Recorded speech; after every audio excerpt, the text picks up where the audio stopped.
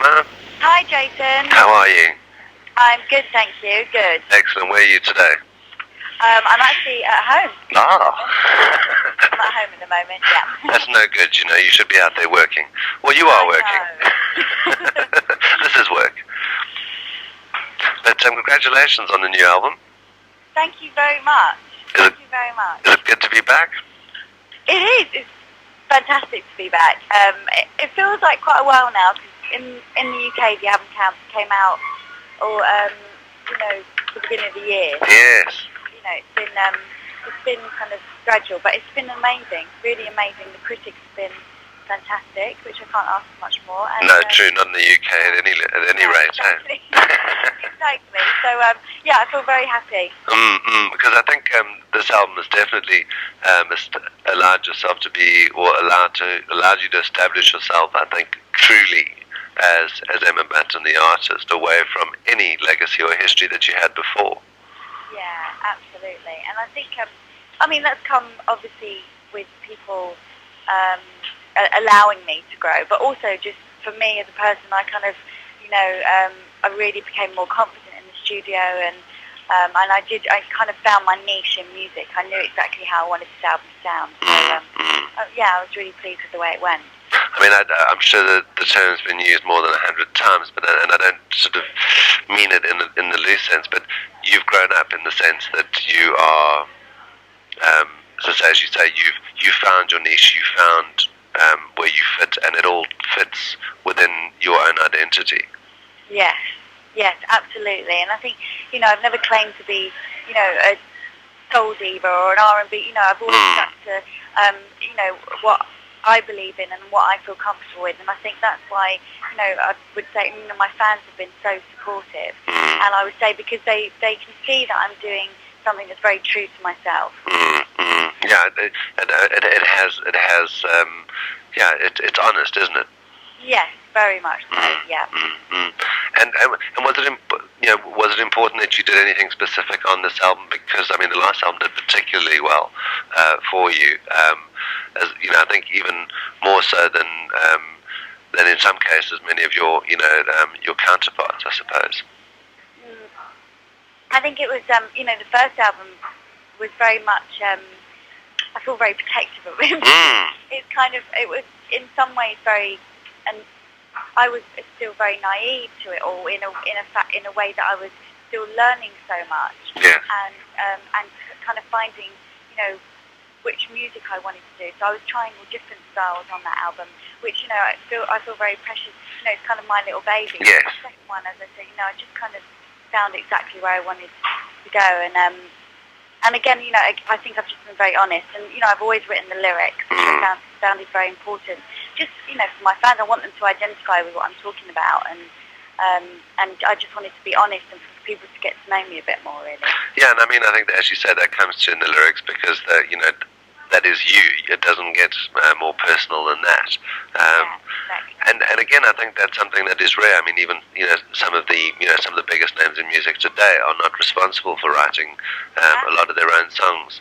And I'm not sure people actually realize how big a deal that is, because it's a big thing to do.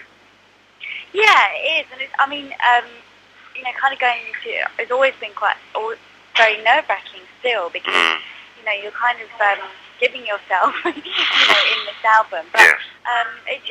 It feels like a natural thing to do. I feel very comfortable once I'm, in there writing. And it's so true. You can kind of tell the people that don't write their own songs, because you can kind of see it in their eyes. Yes. That's something to me that is so important. When I'm doing a video or when I'm on the stage, I want my fans to see that, this song that I'm thinking means something to me as well. And also I'm sure from the reward point of view, with you, having people sing back your words, to have an album sell, to have a single work, and I think a lot of the time you suffer from so many stereotypes along the way, because A, you're good looking, so from that point of view you could get shot down. B, there's so much that you're not supposed to do according to the rule book, and yet you do all of it. So in some ways it's very hard, I think, for a lot of people to certainly your critics to place you, because they've been, and they will, bless them, try and sort of find fault in what you do. But I think even from the first album, which, as you say, was perhaps a little more schizophrenic than this one. Yes. Is, but it was still anchored in honesty and real talent, which I think and when I look back on it, because before the interview I was sort of trying to get a sense of it, and it was almost as if that because they couldn't find fault, they almost sort of they sort of walked away and went, well, okay, fine, we'll leave it there, which I think is great. So much, but it's so true. And I think also when people want to judge you so much, it's quite weird that people out there are judging everything you do. Yes. Again, as I said, this is very different. People will also say how can you compare with it, when you were the Spice Girls, and you just, you can't. Because also, I'm at a different stage in my life, and as a person, that this is something I'm doing for me and my fans, and it's a completely different thing. Completely different. Yeah, absolutely. Yeah. And so, obviously, just growing as a person and being more confident with things, it just feels, the whole album feels stronger, really, for me. And as I say, from album 1 to album 2, we saw a radical shift. Have you got, as I say, with you going back into the studio now, are we likely to see another incantation of Emma Bunton, or are we? Or is it quite? As a young woman and listening to my mother, we changed quite a lot. Yes. But I think so. I think there'll be another kind of just from the last album, growing, and because I've been learning so much more. I've been, just growing up and having fun and going out and partying, and just kind of the last time I went to Brazil, I kind of picked up loads of kind of albums and went into the bars and had some, did some dancing, So I think there'll be a lot more kind of influences, music, as just places that I've travelled. So I think that will be quite interesting. And for you, I mean, what would be the ultimate? I mean, this is your second album. Obviously, you will do more, and it'll afford you to do more. But as far as your personal sort of growth, what would you like to see? What would be the day that you would say, okay, I've achieved all that I set out to, and I can pretty much do anything else now, and it's okay, because the real big stuff I've achieved? I think once, for me, I would love to tour with this album, or at least, just come out, travel to more countries with this album and the next album, and kind of tour with that. I think once, for me, just being able to travel with the album for people to hear it, that for me is just such a plus. And I think I've always said to myself, once I've kind of got to the point where I feel that I've satisfied my writing ability and performed to as many countries as I can as a solo artist, then, I think I'll be getting to a point where, I'd love to kind of buy a house and start to think about my own family and things like that. And I'd love to write for other people as well. That's something, I'm not sure if I'm going to be one of these people that's going to be performing when I'm, 50. I'd love to kind of write for other people and maybe work more behind the scenes. And people that you'd like to work with, anyone in particular that even perhaps would have approached you and said, well, come on, let's do a track, or, let's, I've been very lucky, there's been some amazing, I've already I've worked with Rod Stewart, yes. I've worked with Luther Vandross. There's been people that I've worked with already. Yes.